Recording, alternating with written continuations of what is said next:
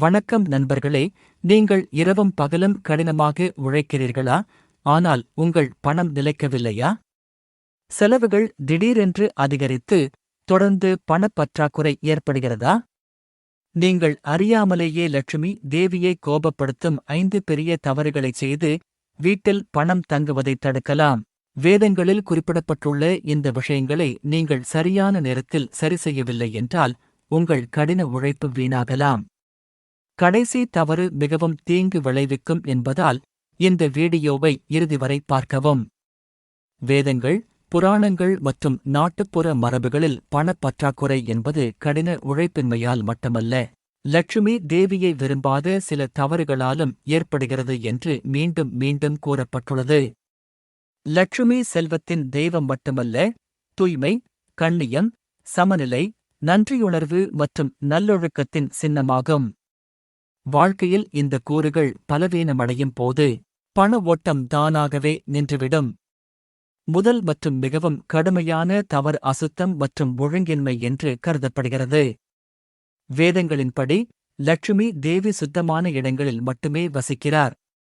அழுக்கு நிறைந்த வீடு, பல வருடங்களாக சேமித்து வைக்கப்பட்ட உடைந்த பொருட்கள், கிழிந்த துணிகள், எரிந்த பாத்திரங்கள், பயனற்ற காகிதம் அல்லது குவிந்த குப்பைகள், அழுக்கு வழிபாட்டுத் தலம் அல்லது ஒழுங்கற்ற சமையலறை ஆகியவை வறுமையை அழைக்கின்றன.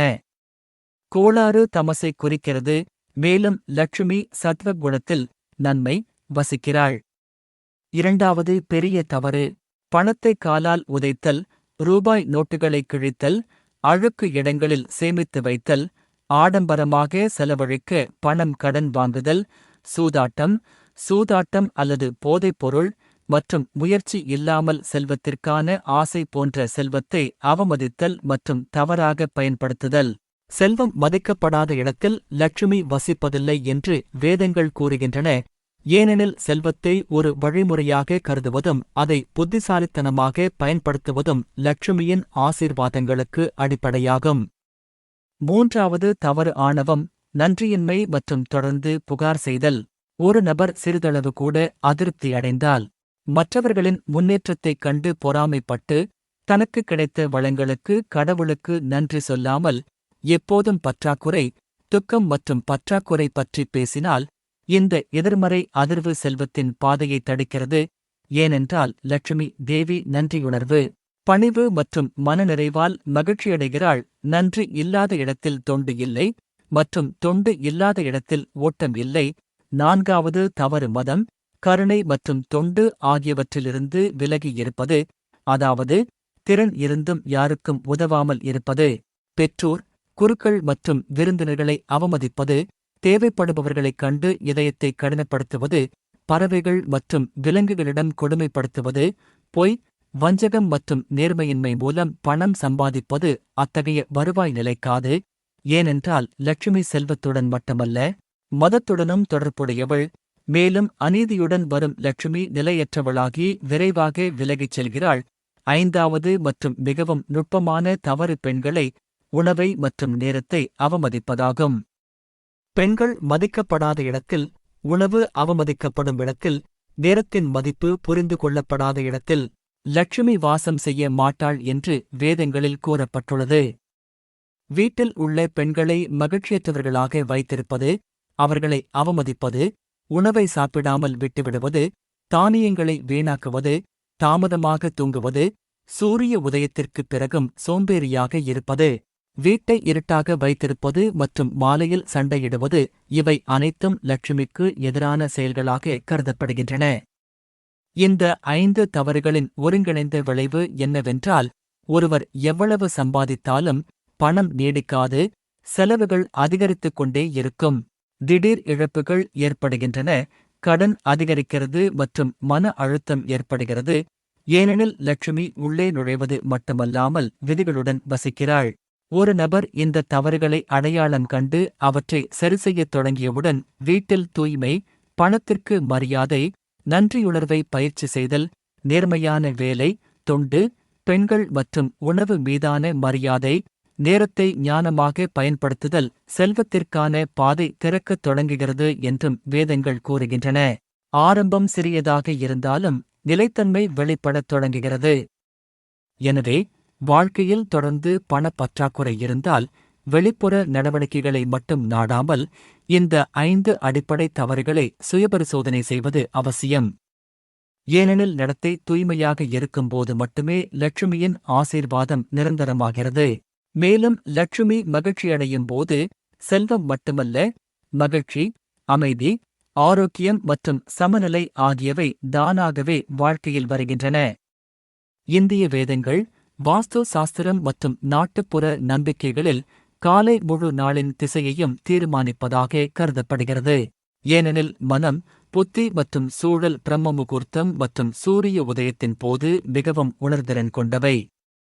எனவே ஒருவர் விழித்தவுடன் பார்க்கும் முதல் விஷயங்கள் ஒருவரின் மனநிலை, ஆற்றல் மற்றும் நிதி நிலைமையில் நேரடி தாக்கத்தை ஏற்படுத்துகின்றன. அதிகாலையில் பார்த்தால் எதிர்மறை அதிர்வுகளை ஏற்படுத்தி படிப்படியாக பண இழப்பு, தடைகள் மற்றும் பற்றாக்குறை அதிகரிக்கத் தொடங்கும் சில விஷயங்கள் இருப்பதாக வேதங்களில் தெளிவாக கூறப்பட்டுள்ளது. எனவே முதல் தவறு, நீங்கள் எழுந்தவுடன் அழுக்கு மற்றும் ஒழுங்கின்மை, ஒரு குழப்பமான அறை, விரிந்த படுக்கை, அழுக்கு பாத்திரங்கள், குப்பை அல்லது அழுக்கு கழிப்பறை போன்றவற்றை பார்ப்பதாக கருதப்படுகிறது. இது தமஸ் மற்றும் சோம்பேறித்தனத்தின் சின்னமாகும்.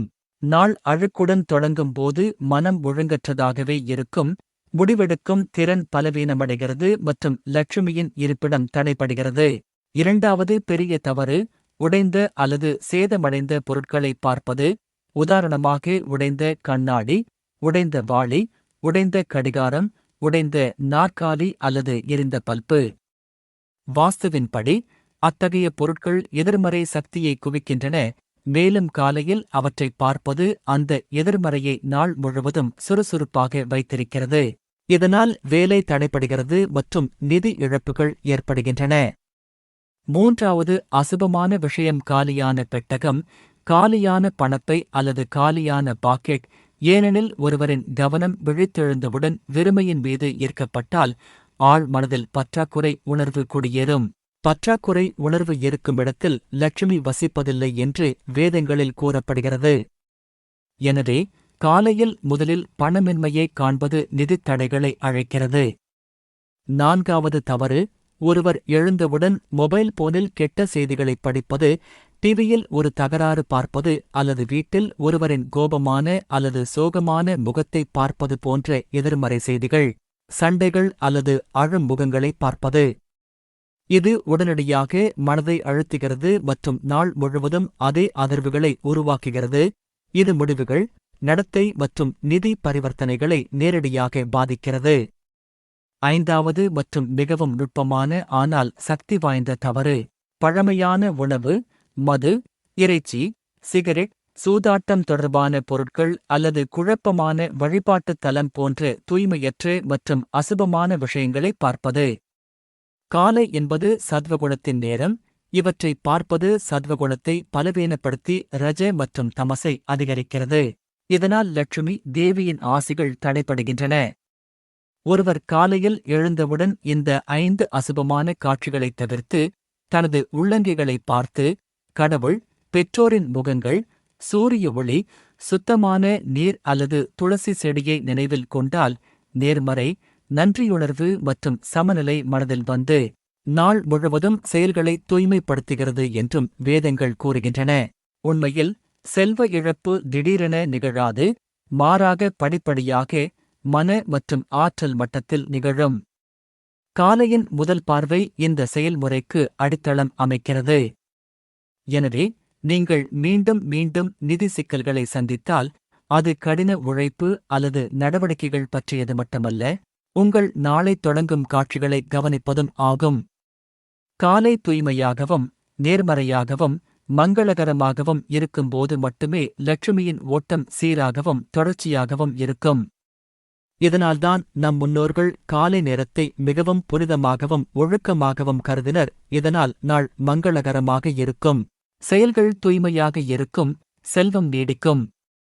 இந்திய கலாச்சாரத்தில் வேதங்கள், புராணங்கள் மற்றும் நாட்டுப்புற மரபுகளில் லட்சுமி தேவி செல்வத்தின் தெய்வமாக மட்டுமல்ல, நல்ல அதிர்ஷ்டம், அமைதி, நல்லொழுக்கம், சமநிலை மற்றும் செழிப்பு ஆகியவற்றின் தலைமை சக்தியாகவும் கருதப்படுகிறார்.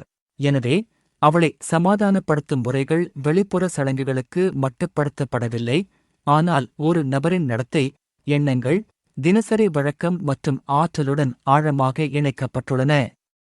முதல் மற்றும் அடிப்படை தீர்வு தூய்மை மற்றும் தூய்மை, ஏனெனில் லட்சுமி தூய்மையான இடங்களில் மட்டுமே வசிக்கிறார். வீடு, சமையலறை, வழிபாட்டுத் தலம் பாதுகாப்பானது மற்றும் மனம் என்று வேதங்கள் தெளிவாக கூறுகின்றன. வீடு அழுக்காக, ஒழுங்கற்றதாக, உடைந்த பொருட்கள், அழுக்கு பாத்திரங்கள் அல்லது நீண்ட காலமாக விரிக்கப்பட்ட படுக்கையாக இருந்தால் அது தமசின் இருள் அறிகுறியாகும், மேலும் லட்சுமியின் ஆசிர்வாதம் தடைபடுகிறது. எனவே தினமும் வீட்டை சுத்தம் செய்வது, குறிப்பாக காலையிலும் மாலையிலும் விளக்கு ஏற்றுவது மிகவும் முக்கியமானதாக கருதப்படுகிறது. இரண்டாவது முக்கியமான தீர்வு பணத்தை மதித்து சமநிலையுடன் நடத்துவதாகும். உங்கள் கால்களால் பணத்தை ஒருபோதும் உதைக்காதது, அழுக்கு இடங்களில் குறிப்புகளை வைத்திருக்காதது, ஆடம்பரத்திற்காக உங்கள் வருமானத்தை விட அதிகமாக செலவிடாதது, கடன் வாங்கி ஆடம்பரங்களில் ஈடுபடாதது, பணத்தை நல்ல பயன்பாட்டிற்கான வழிமுறையாக கருதுவது போன்றவை. ஏனெனில் லட்சுமி நிலையற்றவள், செல்வம் மதிக்கப்படாத இடத்தில் தங்க மாட்டாள். மூன்றாவது தீர்வு நன்றியுணர்வு மற்றும் மனநிறைவை பயிற்சி செய்தல், அதாவது உங்களிடம் உள்ளதற்கு கடவுளுக்கு நன்றி செலுத்துதல், மற்றவர்களின் முன்னேற்றத்தைக் கண்டு பொறாமைப்படாமல் இருத்தல், பற்றாக்குறையைப் பற்றி தொடர்ந்து புகார் செய்யாமல் இருத்தல். லட்சுமி நன்றியுள்ள இதயத்தில் நிரந்தரமாக வசிப்பதாக வேதங்கள் கூறுகின்றன. அதே நேரத்தில் அதிருப்தி மற்றும் தொடர்ந்து புகார் செய்வது அவளுடைய பாதையைத் தடுக்கிறது. நான்காவது தீர்வு வழக்கமான வழிபாடு, மந்திரங்களை உச்சரித்தல் மற்றும் நினைவு கூர்தல், குறிப்பாக வெள்ளிக்கிழமைகளில். லட்சுமி தேவியை வணங்குதல், ஸ்ரீசூக்தம், கனகதாரா ஸ்தோத்திரம், லட்சுமி அஷ்டோத்தர சதநாமா அல்லது ஓம் ஸ்ரீம் மகாலட்சுமி நமக என்ற மந்திரத்தை பக்தியுடன் ஓதுதல், ஏனெனில் மந்திரங்கள் வெறும் வார்த்தைகள் அல்ல, ஆனால் சுற்றுச்சூழலையும் மனதையும் தூய்மைப்படுத்தும் ஆற்றல்கள். ஐந்தாவது தீர்வு பெண்கள், பெற்றோர்கள் மற்றும் குருக்களை மதிப்பது, ஏனெனில் வேதங்கள் பெண்களை லட்சுமியின் உருவகங்களாக கருதுகின்றன. வீட்டில் பெண்களுக்கு மரியாதை, பாதுகாப்பு மற்றும் அன்பு வழங்குதல், பெற்றோருக்கு சேவை செய்தல், குருவின் கட்டளைகளுக்கு கீழ்ப்படுதல் ஆகியவை லட்சுமியின் ஆசிகளைப் பெறுவதற்கான நேரடி பாதையாக கருதப்படுகின்றன. ஆறாவது தீர்வு தொண்டு, சேவை மற்றும் இரக்கம், அதாவது தேவைப்படுபவர்களுக்கு ஒருவரின் திறனுக்கு ஏற்ப உதவுதல், பசித்தவர்களுக்கு உணவளித்தல், பறவைகளுக்கு உணவளித்தல், பசுக்களுக்கு உணவளித்தல், யாரையும் அவமதிக்காமல் இருத்தல், ஏனெனில் லட்சுமி வெறும் குவிப்பால் அல்ல, ஓட்டத்தால் மகிழ்ச்சியடைகிறாள். செல்வம் எங்கு பாயும் என்பதுதான் ஏழாவது பரிகாரம். உண்மை, நேர்மை மற்றும் நீதியான செயல்கள். பொய், வஞ்சகம், நேர்மையின்மை மற்றும் அநீதி மூலம் சம்பாதிக்கும் செல்வம் ஒருபோதும் நிரந்தரமானது அல்ல. எனவே கடின உழைப்பு மற்றும் உண்மை மூலம் சம்பாதிக்கும் செல்வம் மட்டுமே லட்சுமிக்கு மிகவும் பிடித்தமானது. எட்டாவது பரிகாரம் நேரத்தையும் வழக்கத்தையும் மதிப்பது, அதாவது சூரிய உதயத்திற்கு முன் எழுந்திருத்தல், அந்தி வேளையில் வீட்டில் இருளைத் தவிர்ப்பது, இரவு வரை சோம்பேறித்தனத்தை தவிர்ப்பது. சோம்பேறித்தனம் மற்றும் கோளாறு லட்சுமியின் எதிரிகளாக கருதப்படுவதால் சரியான நேரத்தில் பணிகளை முடிப்பது. ஒன்பதாவது பரிகாரம் வாஸ்து மற்றும் ஆற்றல் சமநிலையுடன் தொடர்புடையது, அதாவது வடக்கு மற்றும் கிழக்கு திசைகளை சுத்தமாக வைத்திருத்தல், வடக்கு நோக்கி பெட்டகத்தை வைப்பது, தென்மேற்கில் கனமான பொருட்களை சேமித்து வைப்பது மற்றும் ஆற்றல் ஓட்டம் தடுக்கப்படாமல் இருக்க வீட்டில் நேர்மறை வாசனை திரவியங்கள், தூபங்கள் மற்றும் விளக்குகளை பயன்படுத்துவது போன்றவை. பத்தாவது மற்றும் மிகவும் ஆழமான பரிகாரம் மன தூய்மை மற்றும் பணிவு, ஏனென்றால் ஈகோ, கோபம், பேராசை மற்றும் வெறுப்பு மனதில் இருக்கும் வரை லட்சுமி நிரந்தரமாக இருக்காது. ஒரு நபர் இந்த தீமைகளை கைவிட்டு பணிவு, மன்னிப்பு மற்றும் நம்பிக்கையை ஏற்றுக்கொண்டவுடன் லட்சுமியின் ஆசிகள் இயற்கையாகவே வாழ்க்கையில் பாயத் தொடங்குகின்றன. இந்த அனைத்து நடவடிக்கைகளின் சாராம்சம் என்னவென்றால், லட்சுமி தேவியை மகிழ்விப்பதற்கான சிறந்த வழி சில அற்புதமான தந்திரங்கள் அல்ல, மாறாக தூய நடத்தை, சமநிலையான வாழ்க்கை மற்றும் நன்றியுள்ள இதயம். ஒருவர் உள்ளிருந்து மாறும்போது வெளிப்புற சூழ்நிலைகள் தானாகவே மாறும். எனவே நீங்கள் உண்மையிலேயே லட்சுமி தேவியின் ஆசீர்வாதங்களை விரும்பினால் இந்த நடவடிக்கைகளை ஒரு சுமையாக இல்லாமல் ஒரு வாழ்க்கை முறையாக ஆக்குங்கள். ஏனென்றால் தூய்மை, மரியாதை, மதம் மற்றும் அன்பு இருக்கும் இடத்தில் லட்சுமி தேவி எப்போதும் அங்கே வசிக்கிறார். நண்பர்களே, மாதா லட்சுமி செல்வத்தின் தெய்வம் மட்டுமல்ல, கலாச்சாரம், தூய்மை மற்றும் ஒழுக்கத்தின் சின்னமாகவும் இருக்கிறார். இன்று குறிப்பிடப்பட்டுள்ள இந்த 5 புள்ளிகளில் எங்காவது உங்கள் தவறைக் கண்டால் உடனடியாக அதை சரிசெய்யவும். ஏனென்றால் திருத்தம்தான் மிகப்பெரிய தீர்வு. இந்த வீடியோ உங்களுக்கு பயனுள்ளதாக இருந்தால் அதை லைக் செய்து உங்கள் குடும்பத்தினருடனும் நண்பர்களுடனும் பகிர்ந்து கொள்ளுங்கள். இதனால் அவர்களும் அறியாமல் செய்யும் தவறுகளை தவிர்க்க முடியும். செல்வம், அதிர்ஷ்டம் மற்றும் ஆன்மீகம் தொடர்பான முக்கியமான ரகசியங்களுக்கு சேனலுக்கு குழு சேரவும். மணி ஐகானை அழுத்த மறக்காதீர்கள். மாதா லட்சுமியின் ஆசீர்வாதம் எப்போதும் உங்கள் வீட்டில் நிலைத்திருக்கட்டும்.